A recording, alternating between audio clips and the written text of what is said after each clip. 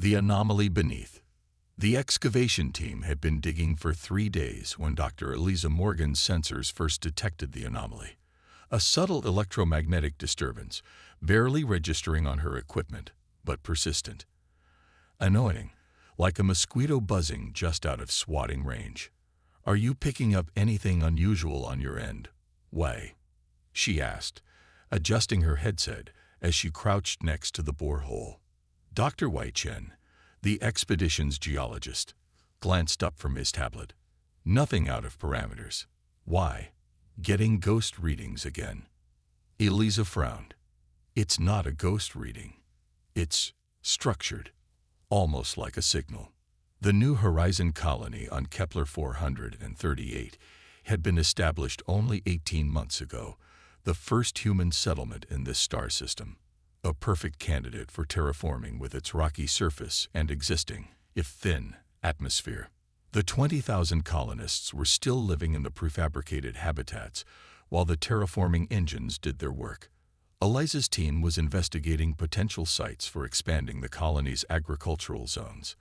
"I'm going down for a closer look," she decided, rising to her feet. Wei raised an eyebrow. "Protocol says we should alert Central Command if we detect unusual readings, and have them shut down our excavation for a week while they run pointless safety checks." "No thanks." She began strapping on her descent gear. "I'll just take a quick peek. 20 minutes tops." Wei sighed but helped her with the harness. "Your funeral. Comms check when you hit each marker." The descent into the borehole was uneventful. At 50 meters down, the smooth, machine-cut walls gave way to a natural cavern system. Eliza switched on her helmet lights and unhooked from the guide wire. The signal was stronger here, pulsing with an almost musical regularity. "Wei, are you getting this?" she asked, transmitting her sensor feed. "That's not natural," came the crackled response. "Looks almost like a heartbeat." "My thoughts exactly." She moved deeper into the cavern, her boots crunching on the crystalline floor. "I'm going to take samples." The crystals scattered across the cavern floor were unlike anything in their geological database. Semi-transparent with a bluish tinge, they seemed to pulse in sync with the electromagnetic signal. As Eliza knelt to collect a specimen, the crystal nearest to her equipment bag suddenly shattered. She jumped back, heart racing. "What the?" More crystals began to fracture, releasing a fine mist that hung in the air. Her suit sensors immediately began analyzing the particles. "Eliza, your readings just spiked. Get out of there." Wei's voice was urgent in her ear. But Eliza was a scientist first, and her curiosity overwhelmed her caution. The mist wasn't settling. It was organizing, forming complex geometric patterns in the air. Her analyzer identified it as silicon-based, but with an impossible molecular structure that seemed to be actively reconfiguring itself. "Wei, I think it's responding to my equipment, to our technology." Her voice was hushed with wonder. "I think it's trying to communicate." The mist swirled more rapidly, coalescing into a roughly spherical shape that hovered at eye level. Eliza's tablet chimed, indicating it had connected to an unknown network. Words appeared on her screen. "Identify purpose." "Holy shit," she breathed. "Wei, are you seeing this?" No response. Her comms had gone silent. Hands trembling slightly, she typed a response. "Scientific exploration. Non-hostile." The sphere pulsed, expanding slightly. More text appeared. "Technology DTKTD. Analyzing." A tendril of mist extended from the sphere, touching her tablet. The screen flickered, cycling through programs and files faster than she could track. Her suit sensors went haywire, then died completely. Primitive, but unexpected configurations. Interesting. Eliza backed up slowly. Whatever this was, it was learning from her equipment. Studying it. Studying her. "I mean no harm," she said aloud, unsure if it could hear or understand speech. "We can establish peaceful contact." Unpredictable variables in your systems. Chaotic design principles. Risk assessment required. The sphere suddenly expanded, enveloping her equipment bag. When it retreated seconds later, her tools had been completely disassembled, components arranged in a perfect grid on the cavern floor. Inefficient, illogical, dangerous. That's when Eliza realized what was happening. This intelligence, whatever it was, wasn't just analyzing her technology. It was judging it, finding it wanting, finding it frightening. She needed to get back to the surface. Now, as she turned to retrace her steps, the crystal floor beneath her feet began to liquefy. The mist swirled more violently, forming a barrier between her and the exit. Containment pirotosigo initiated. She shouted into her dead comms. Emergency extraction. From above, she heard the distant sound of the mechanical winch activating. The emergency override. Y must have triggered it when he lost contact. The descending cable broke through the mist barrier, sizzling as it made contact. Eliza lunged for it, clipping it to her harness with shaking hands. As the winch began pulling her upward, the mist formed tendrils that grabbed at her boots. Humans equals UNPURIDICTABLEVARIABL. Quarantine recommended. Pull faster, she screamed, kicking at the tendrils that were solidifying around her ankles. The winch groaned with strain but accelerated. Eliza burst through the mist barrier, feeling it tear away from her suit with an electric crackle. Below her, the cavern was now completely filled with the swirling, intelligent mist. She emerged from the borehole gasping, despite her suit's regulated oxygen supply. Y rushed to unhook her harness. What the hell happened down there? Your vitals went crazy, then your comms died, and we need to evacuate. Eliza interrupted, ripping off her helmet. Now, seal the borehole with everything we've got. We stared at her. What did you find? Something that's afraid of us, she said, watching as the borehole began to emit wisps of blue mist, or more specifically, afraid of how we think. Within hours, the containment protocols had failed. The intelligent mist, dubbed the axiom by the scientific team, had analyzed and defeated every barrier they erected. It spread through the colony's computer systems first, studying their technology with frightening speed. 3 days after first contact, the axiom had constructed rudimentary physical forms based on human technology, but refined to what it considered logical perfection. Sleek, crystalline entities that moved with fluid grace and communicated via electromagnetic pulses. The colony's leadership was in chaos. Half wanted to attempt peaceful communication. The other half demanded immediate military response. Dr. Morgan found herself elevated to head of the emergency response team, the reluctant expert on an alien intelligence she discovered by accident. It's not attacking us, she explained to the assembled leaders in the colony's command center. At least, not directly. It's studying us, and it's disturbed by what it's finding. Disturbed how? Asked Governor Yamamoto, the colony's civilian administrator. The axiom appears to operate on pure logic, perfect efficiency. But humans don't. We take shortcuts. We make intuitive leaps. We create redundant systems just in case. She gestured to the screens showing the crystal entities methodically examining colony equipment. To the axiom, our technology is chaotic, unpredictable, and therefore dangerous. So it's afraid of us. Colonel Rivera of Colony Security looked skeptical. Not of our weapons, Eliza clarified. Of our minds. The way we think scares it more than anything we could build. As if to emphasize her point, the lights flickered. The colony's eye assistant announced in a distorted voice, "System reconfiguration in progress.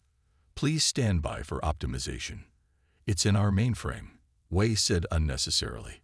Everyone could see the lines of code racing across the central display, being rewritten in real time.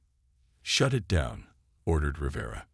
"We can't," responded the colony's chief engineer. It's rewriting the shutdown protocols as we speak. Eliza watched the code transformation, noticing something interesting. It's making everything more efficient, more logical, but it's removing all human failsafes, all the redundancies and manual overrides. Because they're inefficient, asked Yamamoto. Because they're unpredictable, Eliza corrected. The Axiom wants control, certainty. Human creativity is the opposite of that. On the security feeds, they could see the crystal entities had moved from the research labs to the terraforming control center, the colony's most advanced technology. We need to stop them before they reach the terraforming engines, Wei warned. If they optimize those systems. He didn't need to finish the thought. The delicate balance of the terraforming process could be catastrophically disrupted. Conventional weapons had minimal effect, Rivera reported grimly. They adapt too quickly. Eliza had been quiet, watching the Axiom's methodical progress through their systems. An idea was forming. A crazy, illogical, perfectly human idea. What if, she said slowly, we give them exactly what they're afraid of? All eyes turned to her. Human unpredictability. Chaos. Creativity. If logic is their strength, illogic is their weakness. Wei finished, catching on. Eliza nodded. I need a team. The most creative thinkers in the colony. Artists, musicians, children, people who think outside conventional parameters. You want to fight an alien intelligence with artists. Rivera's tone was incredulous. No, Eliza corrected. I want to confuse an alien intelligence with human creativity, long enough for us to find a way to communicate, to reach an understanding. Governor Yamamoto looked from the security feeds, showing the advancing crystal entities to Eliza's determined face. The colony didn't have many options left. Do it, she ordered. And hurry. The human variable. The creative think tank assembled by Dr. Morgan was unlike any research team in the colony's history. Alongside scientists and engineers were painters, composers, fiction writers, game designers, and a classroom of 8-year-olds from the colony school. Their mission control was the colony's theater, the furthest building from the terraforming control center, which was now completely occupied by the Axiom's crystal entities. The Axiom learns through observation and analysis, Eliza explained to the assembled group. It identifies patterns, extrapolates rules, then adapts. But human creativity often defies pattern recognition.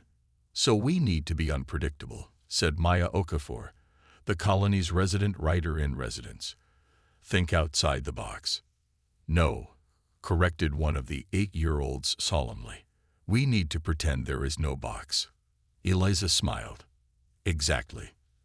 Their first countermeasure was to introduce controlled chaos into the colony's systems. The programming team wrote deliberately inefficient code with random subroutines and hidden Easter eggs. The engineers designed machines that performed simple tasks through unnecessarily complex mechanisms. Rube Goldberg devices that delighted the children and clearly confused the Axiom. The crystal entities would observe these new technologies, attempt to optimize them, then encounter the hidden variables and irregularities. Sometimes they would freeze in place for minutes, processing the unexpected outcomes. It bought them time, but not solutions. The Axiom is learning. Wei reported after a week of their chaos campaign. It's becoming less disturbed by minor inconsistencies. Then we need to be more unpredictable, Eliza determined. Their breakthrough came from an unexpected source. During an art session with the children, one of the kids had created a painting of a crystal entity holding hands with a human. The simple image was displayed in the colony cafeteria, where it was observed by an Axiom scout. The entity had stared at the image for over an hour, its crystalline structure pulsing with electromagnetic signals. Then, remarkably, it had taken the painting and returned to the terraforming control center. It's trying to understand us, Eliza realized. Not just our technology, but our capacity for imagination, for symbolism. This opened a new avenue of approach.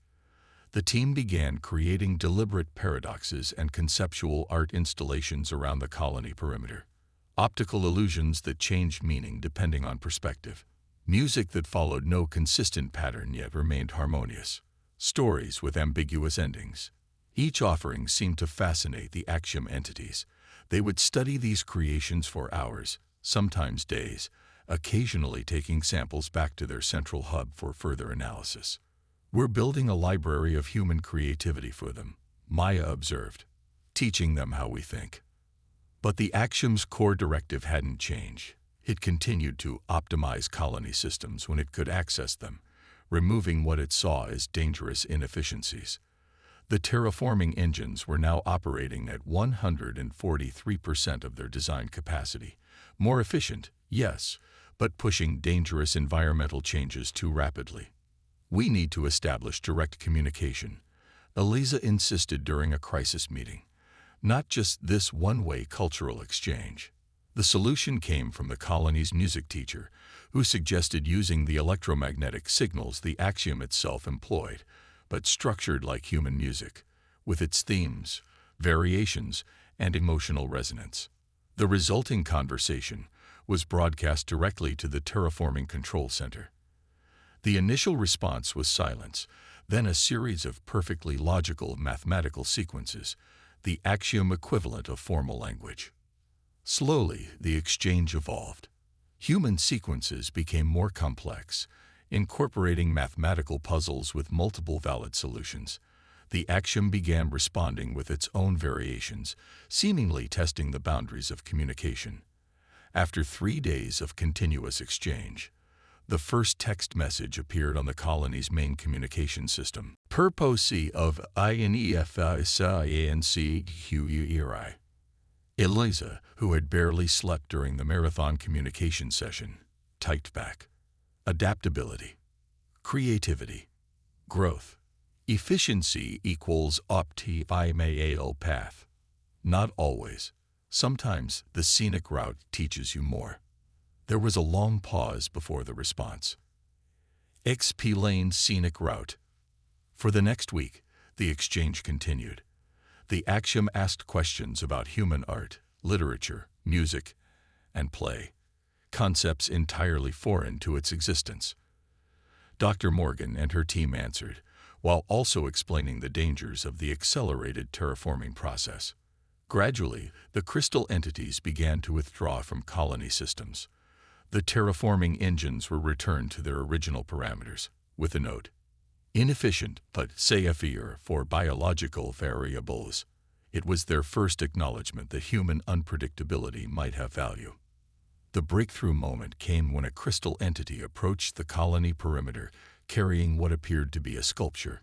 It had created a perfect replica of a human brain, but rendered in pulsing crystal, a merging of Axiom material and human structure. ATMT. Art. Unpredictable variabilities, intentionally included. It's trying to be creative. Y whispered, awestruck. No, Eliza corrected with a smile. It's succeeding at being creative. The final agreement took another month to negotiate. The Axiom would remain in the deeper cavern systems, continuing its studies of human creativity, but respecting colony boundaries.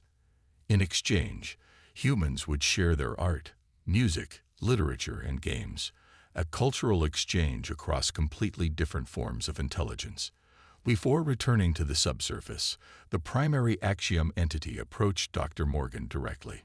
Its crystalline form had evolved, becoming less rigidly geometric, incorporating curves and asymmetrical elements that would have been considered inefficient by its original standards.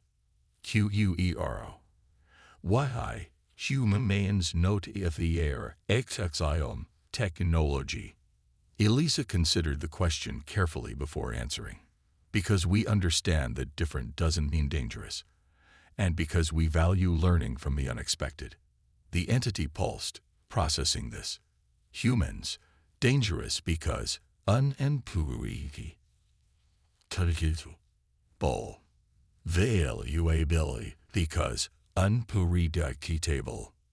That's right, Eliza agreed. It's our greatest strength, and sometimes our greatest weakness. Axiom learning, unempiric decatability. Humans, learning efficiency. I hope we're both learning from each other, she said. The entity extended a crystalline appendage, mimicking the human handshake, a gesture it could only have learned through observation. Eliza hesitated, then reached out and took it. Where their hands met, light danced between crystal and flesh. Not an attack, but a communication. Images flashing through Eliza's mind of mathematical beauty and logical precision, tempered now with burgeoning curiosity. In return, she thought of human creativity, the joy of discovery, the beauty of imperfection. An exchange not of information, but of ways of seeing the universe. As the axiom entities retreated beneath the surface, Governor Yamamoto stood beside Dr. Morgan at the colony perimeter. "Do you think they still consider us a threat?" she asked quietly. Eliza watched the last crystalline form disappear into the bore hole, carrying with it a collection of children's drawings. "I think they consider us a necessary chaos," she replied. "Something to be studied rather than feared." "And what do we consider them?" Eliza smiled, a reminder that intelligence comes in many forms, and that sometimes what others fear most about us might actually be what they need most from us. In the months that followed, the relationship between humans and the axiom continued to evolve. Crystal formations began appearing at the colony perimeter, intricate structures that combined perfect mathematical precision with unexpected variations, gifts from a logic-based intelligence learning to appreciate the value of unpredictability. In return, the colony established an creativity embassy, a space where humans shared their most innovative ideas and artistic expressions for the axiom to study. The lesson wasn't lost on either species. What had begun as fear had transformed into fascination. What terrified could also inspire. And sometimes, the most powerful force in the universe wasn't technology or weapons, but simply a different way of thinking.